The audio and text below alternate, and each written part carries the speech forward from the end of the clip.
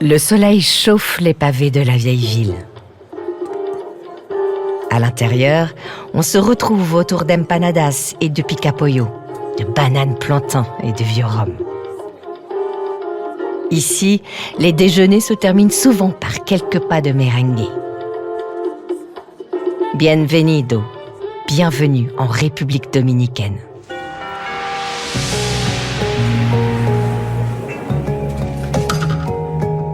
Vous avez des envies d'ailleurs? D'évasion? Bienvenue à bord d'Europe 1 Voyage, un podcast où chaque épisode est la promesse d'une nouvelle destination. Ensemble, nous allons partir à la découverte de nouveaux horizons, faire de nouvelles rencontres et s'ouvrir aussi à de nouvelles cultures. Je m'appelle Vanessa Za, suivez-moi, je vous emmène en voyage. Europe 1 Voyage. Bonjour et bienvenue dans Europe 1 Voyage. Aujourd'hui, nous prenons la direction des Caraïbes, et plus précisément de l'île d'Hispaniola.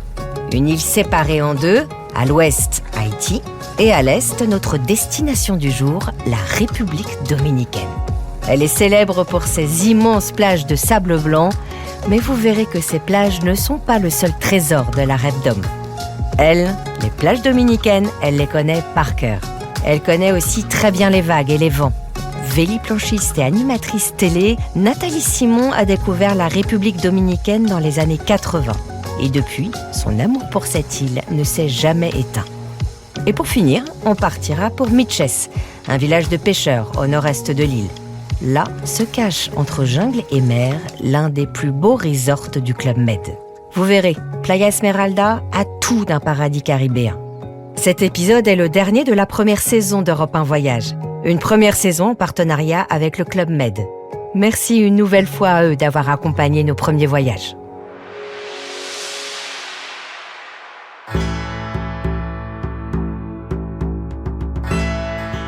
Découvrir la République dominicaine, c'est tourner les pages de l'histoire avec un grand H. C'est là que le Nouveau Monde est né. Christophe Colomb accoste sur l'île le 6 février 1492. Île qu'il baptise Hispaniola. Et c'est son frère, Bartolomé Colomb, qui fonde Santo Domingo, sa capitale, la première ville des Amériques. Pour partir sur les traces de cette période coloniale, c'est dans le centre de Santo Domingo que vous devez déambuler. La Ciudad Colonial, classée au patrimoine mondial de l'humanité par l'UNESCO. Les 300 monuments historiques de la ville, les pavés, les pierres dorées, les façades des palais et des demeures en sont les témoins. N'hésitez pas à pousser les portes entr'ouvertes pour découvrir ces patios intérieurs. Les murs sont immaculés de blanc, les sols recouverts de vieux carrelages.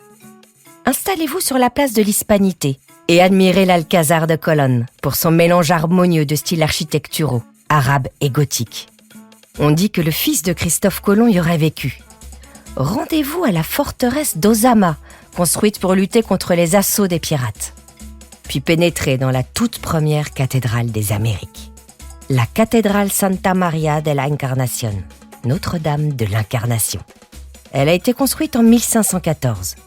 Saint-Domingue a aussi vu se construire le premier monastère, le premier hôpital et la première université du Nouveau Monde. Mais Santo Domingo est plus qu'une ville-musée, plus qu'un livre d'histoire. Elle vibre, danse au rythme de la bachata ou du merengue. La musique est omniprésente. Pour sentir le pouls de la ville, sa charmante cacophonie ambiante, perdez-vous dans la foule de sa rue piétonne del Conde. Il se crée spontanément des groupes de danse et de musique. Comme sur son front de mer, le Malecón, qui s'étend sur une 15aine de kilomètres. Pour aller à la rencontre de toutes les âmes dominicaines, je vous invite à rejoindre le quartier du Gualey, l'une des plus grandes favelas des Caraïbes, qui n'est en aucun cas dangereuse. Vous pouvez vous y rendre par le téléphérique. Le merengue traditionnel est né en 1850 à Santiago. Un mix de danse et de rythmes africains qui se joue avec un accordéon, une guira et un tambour. Danser le merengue nécessite un déhanchement bien appuyé, assez caliente, si vous voyez ce que je veux dire. La glace se brise vite, un peu trop au regard des classes bourgeoises, en tout cas ses balbutiements. Par la suite, le merengue va se répandre comme une traînée de poudre aux États-Unis, à New York, avant d'atteindre l'Europe.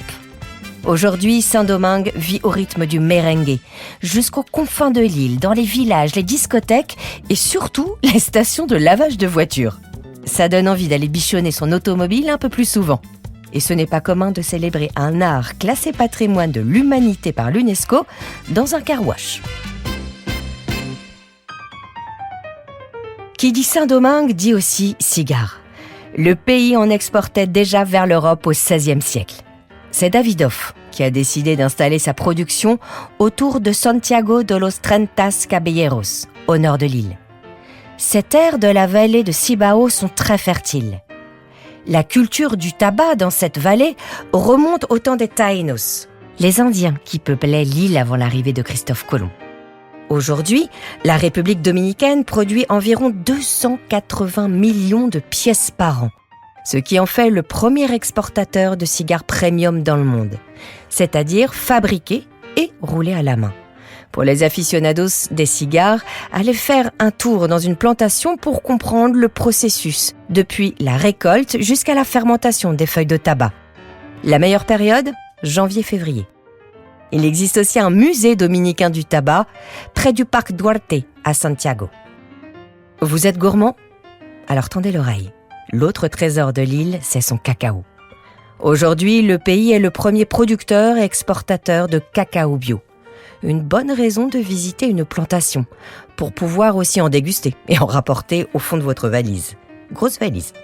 De belles rencontres vous attendent en particulier dans les collines de Puerto Plata, dans la plantation de Chocal. Elle est gérée par des femmes qui vous proposent une immersion d'une journée complète dans le monde du chocolat. Le ciel et les collines bleues, la mer et les champs de canne à sucre, les chemins de sable blanc, les lagunes couvertes de flamants roses, de hérons, les criques et les mornes, je ne peux rien oublier du paysage, je le porte en moi. Lorsque je suis triste, lorsque me taraude la fatigue ou la vieillesse, il me suffit d'ouvrir ma mémoire et les tropiques surgissent, les parfums, les couleurs déferlent. Bon, même si Saint-Domingue ne se résume pas qu'aux plages, entre nous, on vient quand même dans les Caraïbes pour poser sa serviette sur une étendue de sable blanc, non ? Il fait beau et chaud toute l'année, autour de 25 degrés. Pour éviter la saison des pluies, préférez la période entre décembre et avril. Mais une fois sur place, ce n'est pas évident de trouver la plage qui nous correspond. Pensez donc, avec 600 km de plage, on a l'embarras du choix. La première chose à savoir, c'est que si vous êtes plus mer calme, eau chaude sans trop de monde, il faut choisir la côte sud, sur la mer des Caraïbes. Le nord, côté océan Atlantique, est plus exposé au vent. Allez, prenez votre maillot et votre crème solaire, c'est parti. À l'ouest de l'île, Punta Cana et sa plage de Bávaro. Selon l'UNESCO, c'est l'une des plus belles au monde, mais elle est victime de son succès. La zone est devenue très touristique, donc à éviter en haute saison entre février et avril. Mais si vous aimez l'animation, c'est là que vous trouverez les activités nautiques et les discothèques. Même conseil en ce qui concerne les plages de Puerto Plata. En revanche, il existe encore un petit coin préservé dans la province de Punta Cana, Playa Blanca. Petite et superbe, rien à faire, excepté regarder paisiblement l'horizon. Attention, avant d'y accéder, vous devez laisser un titre d'identité à l'entrée. Dans la presqu'île de Samana, Playa Bonita et Playa Coson, non loin de la ville Las Terranas. Et si vous partez à l'extrémité de la péninsule, du côté de Las Galaras, vous pourrez rejoindre des plages isolées, sauvages comme on les aime. Madama, Rincón, Frontón et El Valle. Et si justement vous préférez une plage en mode Robinson, seul sur le sable, les yeux dans l'eau, mais attention turquoise l'eau. Direction la Playa de las Aguilas, la plage des Aigles, dans le parc national de Jaragua. Pour y accéder, c'est l'aventure. Mais au bout du chemin, grand spectacle et bout du monde garanti. Après avoir emprunté une piste bordée de cactus et rougie par la latérite, vous embarquez sur un bateau pour une petite traversée et vous posez le pied sur une immense langue de sable blanc immaculé, au pied de falaises karstiques. C'est ici que viennent pondre les tortues luttes. Toujours paradisiaque, mais plus facile d'accès, d'abord Baia Bay, sur la côte sud de l'île. Son charme, ces maisons de pêcheurs qui l'abordent. Ici, on est très loin du béton et à l'abri du vent. C'est le spot idéal pour les familles. Ensuite, Isla Saona dans le parc national d'El Este, que l'on rejoint en bateau depuis Baia Bay ou Punta Cana. Amis Instagrammeurs, elle est pour vous. Petit bémol, vous ne serez pas tout seul. Pensez à prendre masques et tubas pour ne pas manquer le balai de poissons. Et gardez du temps quand même pour découvrir le sanctuaire de Mano Juan et son projet de conservation des tortues de mer. La République dominicaine est aussi un paradis pour les fans de windsurf, surf et kitesurf. Les plages idéales ? Du côté de Cabarete, le royaume de la glisse, à seulement 1 heure de route de Puerto Plata. C'est ici que se déroule une des étapes de la Coupe du monde de kite, mais aussi le Master of the Ocean, l'ultime récompense. Il faut maîtriser les 4 disciplines pour remporter le titre. À Cabarete, comme sur notre côte basque, chaque plage a ses adeptes par niveau. Pour les débutants, Kite Beach. Pour les chevronnés, la plage d'Encuentro et ses spots bien hot. Pour le freeride, direction Bozo Beach. Le freestyle, la Boca. Ici, les alizés soufflent en permanence. Évitez février et mars. Le vent y est un petit peu plus capricieux. Ce vent capricieux, elle a su l'apprivoiser. Nathalie Simon connaît parfaitement Cabarete et les différents spots de windsurf ou de kite de la République dominicaine. Elle, la championne de planche à voile, titrée au championnat de France et victorieuse d'une épreuve de Coupe du monde notamment. Elle a eu un coup de foudre pour cette île, à tel point qu'elle et son mari ont installé en 89 leur premier club de planche à voile. Aujourd'hui, Nathalie Simon championne a laissé place à Nathalie Simon animatrice télé. Mais la passion de la glisse et du sport en général ne l'a jamais quittée, tout comme sa passion de la République dominicaine. J'ai découvert la République dominicaine en 1987. J'étais en Coupe du monde en planche à voile et on avait plusieurs circuits. On allait à Aruba, Curaçao, Puerto Rico et la République dominicaine. J'ai dit à mon mari que c'était un endroit absolument génial et donc en 88, l'année d'après, il m'a rejoint pour les vacances et son idée c'était de venir avec moi et de là de rayonner sur d'autres îles car on avait déjà dans la tête de commencer à créer des clubs de planche à voile et donc il a rayonné pendant quelques jours autour de la République dominicaine et puis à un moment donné il est revenu et il m'a dit mais en fait je sais pas pourquoi je vais ailleurs parce que c'est là, voilà. La République dominicaine, à cette époque, c'était un lieu d'abord pas du tout connu des Français. Nous, on est arrivés là-bas par la planche à voile. C'était un super spot. Il y a les alizés qui fonctionnent régulièrement. Et Cabarete, c'est sur la côte nord de l'île, au vent de l'île. Ce riff, ce récif qui fait que c'est une côte un peu déchiquetée avec des vagues. Mais ce qui nous a séduit en plus de tout ça, c'est l'ambiance qu'il y avait. Alors, à l'époque, c'était quand même, maintenant, il y a 35 ans, un petit paquet d'années, il y avait encore les énormes voitures américaines, pas de station-service, c'était des bidons d'essence qui se vendaient sur le bord de la route, évidemment, pas d'électricité dans l'île, donc c'était des générateurs qui se mettaient en route quand on avait besoin d'électricité. Et ce qui est resté de cette ambiance-là, c'est aussi la cool attitude des Dominicains. Moi, je les adore. Ils ont toujours le sourire aux lèvres, même ceux qui sont dans des conditions assez pauvres. Voilà, il y avait tout ça qui faisait que ça donnait quelque chose en plus, une âme en plus par rapport à d'autres îles caribéennes qu'on avait explorées, notamment pour installer notre club.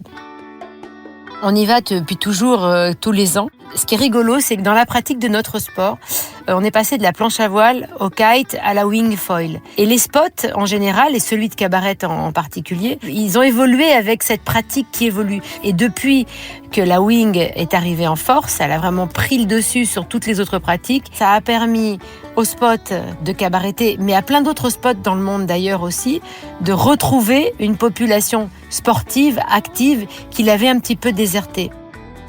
cette île, c'est un terrain de jeu incroyable pour l'équitation avec les criolos, les chevaux créoles, qui sont petits, qui sont faciles même pour les enfants d'accès, avec des activités de vélo, de VTT, de marche. On pouvait courir dans la nature. C'était vraiment, et c'est toujours d'ailleurs une île qui est un formidable terrain de jeu pour tous les sports outdoor. Alors, ce qui est assez marrant, c'est que moi, je suis pas une fan de l'équitation. J'ai eu quelques mésaventures sur des tournages avec des drones et des chevaux qui se sont emballés. Ça m'a bien calmée. Et un jour, je me souviens d'Equidia qui m'appelle et qui me dit « Voilà Nathalie, on voudrait faire une émission, tu vois, c'est un trek à cheval en République dominicaine. » Alors je dis « Moi, j'adore la République dominicaine, c'est génial, mais bon, je suis pas la bonne personne puisque j'ai peur à cheval. » Ils reviennent à la charge, ils viennent à la charge. Et puis à un moment, je me suis dit « Bon, ça va être une petite thérapie peut-être. » Je ne sais pas ce qui m'a pris, j'ai dit oui. Et j'ai parcouru la Rébdom à cheval pendant 3 semaines avec tous ces cavaliers. Et ça a renforcé mon amour pour cette terre qui est vraiment une terre de... C'est une formidable terre pour tous les amoureux de la nature, pour tous ceux qui aiment parcourir l'île de bout en bout. C'est vraiment le paradis des sports d'outdoor. En fait, quand je suis là-bas, pour tout vous dire, je me dis, bon, alors demain, qu'est-ce que je vais faire ? Qu'est-ce que je vais choisir ? Parce que aussi, on a rajouté aussi du VTT maintenant à nos activités là-bas. Donc, comme le vent se lève pas très très tôt, le matin c'est soit run, soit VTT, et ensuite on passe à la wing, parce que maintenant c'est la wing, mais au sport nautique après 13h quand le vent se lève. C'est génial en plus, c'est le bon timing, c'est parfait. Si c'était une couleur, ce serait vert. Ce serait vert parce que c'est une île luxuriante, très très verte, avec des forêts parfois presque impénétrables, des palmiers, des cocotiers. Voilà, c'est l'abondance. Si c'était un son, ce serait un orchestre, un son multiple. C'est une île assez bruyante parce que les gens ils font la fête, les gens chantent, les gens dansent. Le merengue a vraiment une part importante dans la culture, dans le way of life des Dominicains.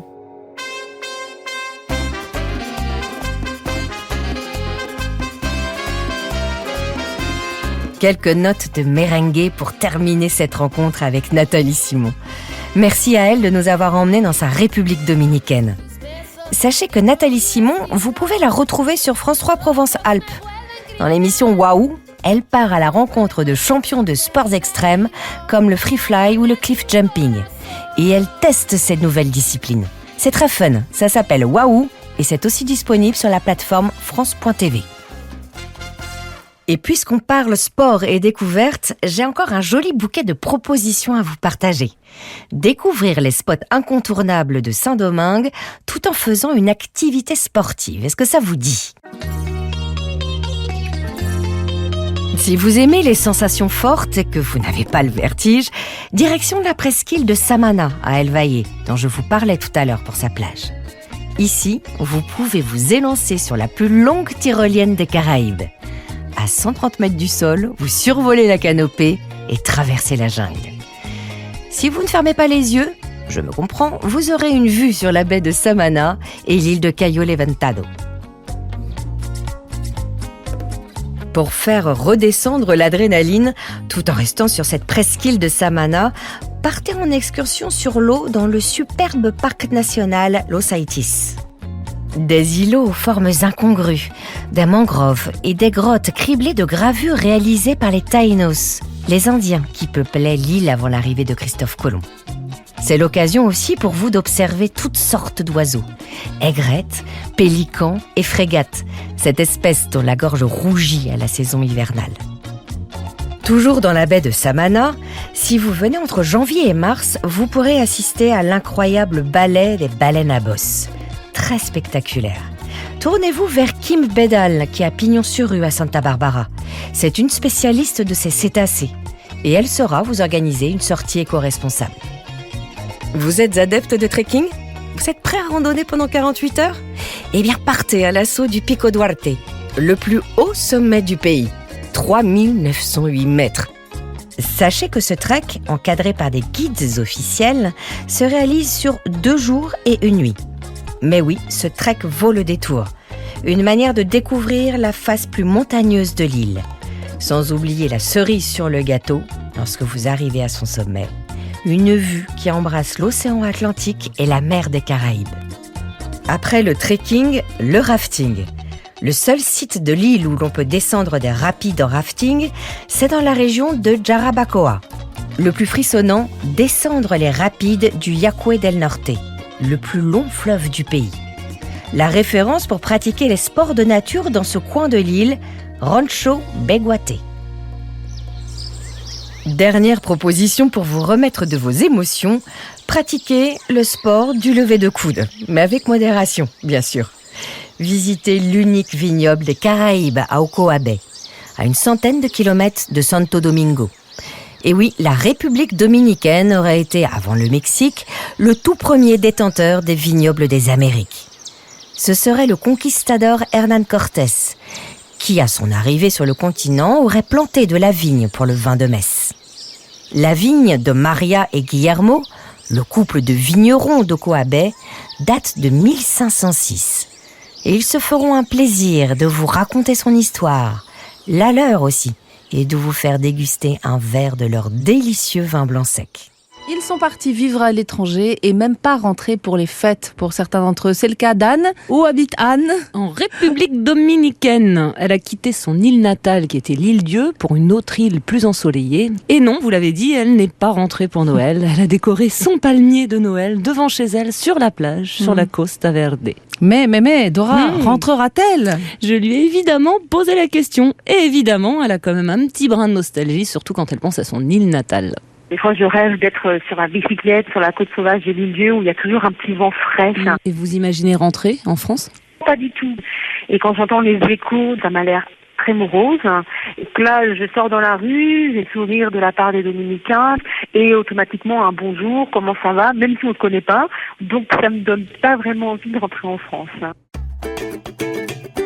Retour dans la baie de Samana, avec sûrement l'une des plus belles parenthèses de l'île.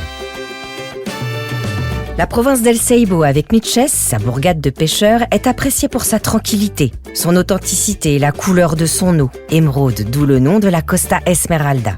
Ici, c'est sûr, vous toucherez du bout des doigts l'âme des Dominicains. Ces merveilles naturelles dans les terres méritent le voyage.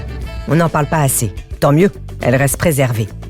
La plus magique est à une trentaine de minutes de Mitchess, le parc national Salto de la Jalda.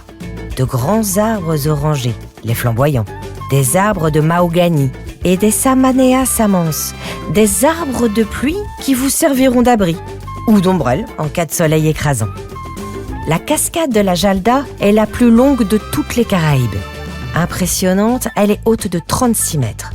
Gardez les yeux rivés vers le ciel, vous apercevrez des oiseaux rares et endémiques, colibris à queue large, buses à queue rouge et oiseaux palmistes. On a bien crapahuté ? Alors posez-vous sur l'une des plages idylliques de la côte Esmeralda. Playa Limón pour ses couchers de soleil spectaculaires et les excursions à cheval. Punta Icaco, Carlisle Cove que vous pouvez aussi rejoindre depuis Mitchess en randonnée équestre. Et Playa Esmeralda, à l'extrémité nord de la côte. Playa Esmeralda, c'est l'écrin du Club Med de Mitchess. Si le Club Med de Punta Cana est le plus grand resort Club Med du monde, celui de Mitchess est plus confidentiel, un lieu préservé comme un trésor entre jungle et plage qu'on garderait secret. Mitchess Playa Esmeralda est un resort Exclusive Collection, la gamme luxe du Club Med. En 2004, la marque initiait en effet sa transformation en ouvrant le premier espace Exclusive Collection nommé le Riad au Club Med Marrakech. Après 20 ans de rénovation et de construction, Club Med célèbre en cette année 2024 l'accomplissement de sa montée en gamme, marquée par les transformations des resorts de Djerba la Douce en Tunisie et de Serre-Chevalier dans les Alpes. Et ce n'est pas fini. De futures ouvertures sont en préparation, comme à Bornéo, en Afrique du Sud et même dans les montagnes de la Serra Guacha au Brésil. Bref, l'esprit pionnier du Club Med n'a pas fini de nous surprendre. Mais revenons à Mitchess et au Club Med Playa Esmeralda. Ce resort a la particularité d'être séparé en 4 espaces pour 4 ambiances. Une plus romantique, l'autre plus familiale, une troisième plus festive ou une dernière plus zen. Comme ça, chacun est sûr de trouver son bonheur. Notre guide du jour s'appelle Anne-Sophie Barret. Elle est responsable du produit marketing Caraïbes et Amérique du Nord et elle connaît parfaitement le Club Med Mitchess Playa Esmeralda. Alors, suivons-la. Déjà, lorsqu'on arrive, après avoir sillonné une route absolument idyllique et magique, vous êtes entouré de la nature, des montagnes. C'est une région qui est extrêmement vallonnée, où on a beaucoup de cascades, de rivières. On arrive au Club Med Milches et vous êtes entouré de cette cocoterie. Et on arrive dans cette entrée qui nous laisse découvrir cette plage donc de la baie de Samana, qui est connue pour ses eaux turquoises et ses plages de sable fin.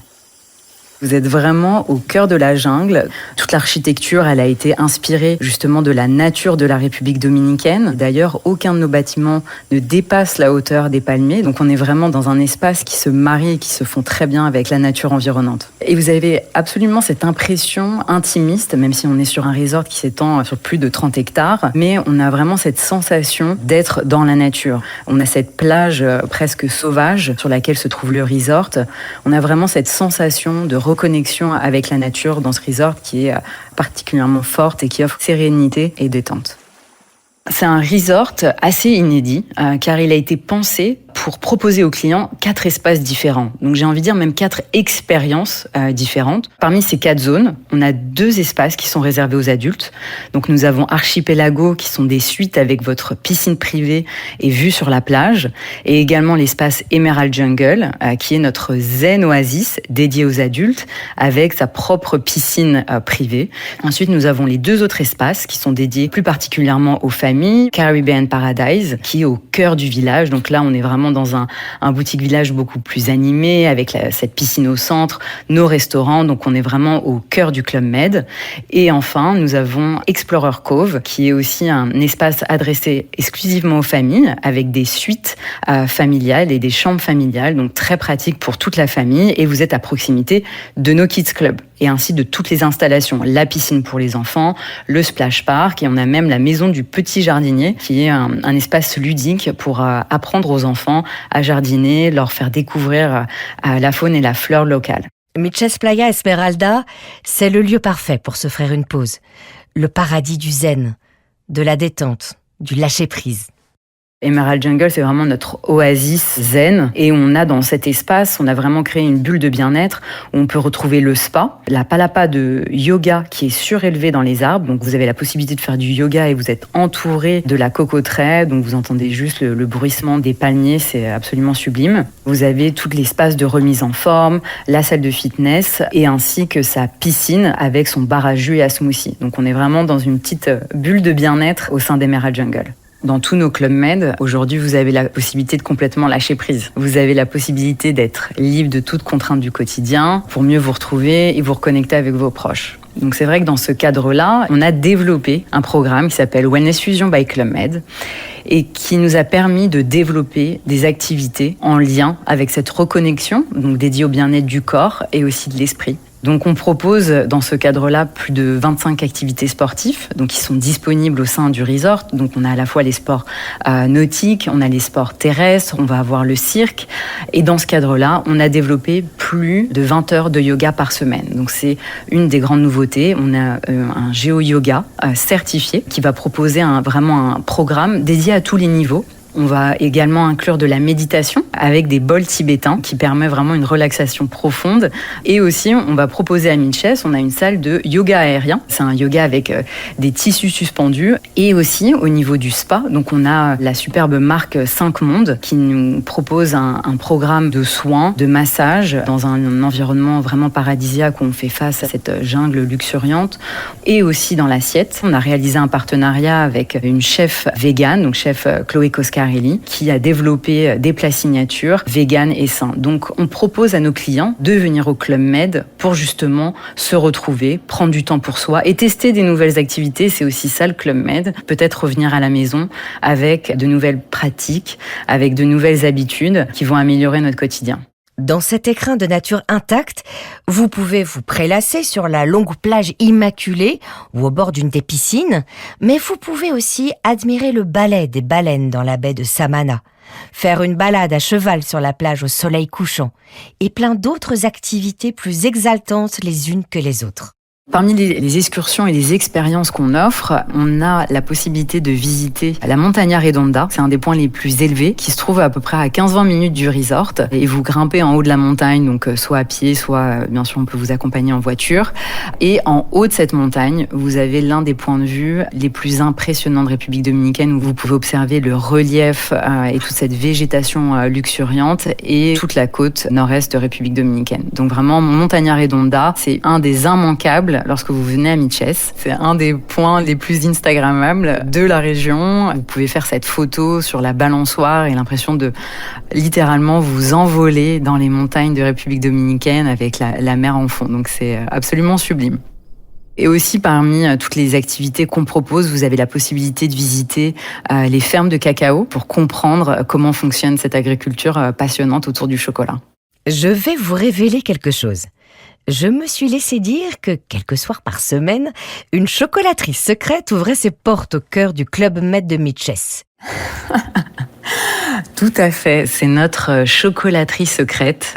Donc c'est le Speakeasy, à la base qui était plus pour les petits, mais finalement les grands se rejoignent volontiers. Donc elle est un petit peu cachée dans un de nos restaurants. Et quelques soirs par semaine, on ouvre cette pièce qui est animée, où on a des fontaines de chocolat, des bonbons, des fruits, des cookies, toutes sortes de gâteaux. Donc c'est vraiment le paradis pour les enfants. C'est un univers qu'ils adorent et qui fait écho à Charlie et sa chocolaterie. Ça fait partie vraiment des expériences uniques qu'on peut vivre à Miches. Allez, un dernier mot avec Anne-Sophie Barret. Un dernier souvenir de Miches Playa Esmeralda.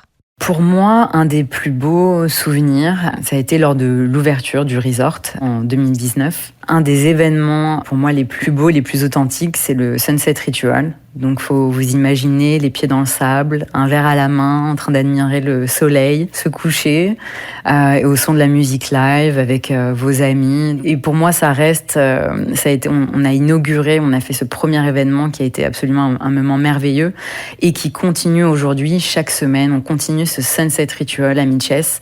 C'est l'authenticité du moment et je pense que c'est ce que beaucoup de personnes recherchent aujourd'hui lorsqu'ils voyagent, s'ils veulent découvrir la destination, se sentir en République dominicaine, sentir la nature et juste être dans la simplicité et l'authenticité du moment. Donc le Sunset Ritual, pour moi, c'est mon petit souvenir préféré de Miches. Admirer le coucher du soleil à l'horizon, dans la baie de Samana. Oui, je comprends Anne-Sophie qui garde précieusement ce souvenir. Et ça donne envie de s'en faire, des souvenirs, non ? Alors oui, notre voyage du jour en République dominicaine s'achève, mais vous savez quoi ? On y retournera. Voilà, j'espère que vous avez apprécié cette balade dominicaine à bord d'Europe 1 Voyage. Si c'est le cas, je vous donne rendez-vous pour une prochaine destination. Vous trouverez la porte d'embarquement sur toutes les plateformes. Si Europe 1 Voyage vous a donné envie de partir avec des amis, n'hésitez pas à leur partager le podcast. Et n'hésitez pas non plus à donner votre avis ou mettre des étoiles sur votre plateforme préférée. À très bientôt.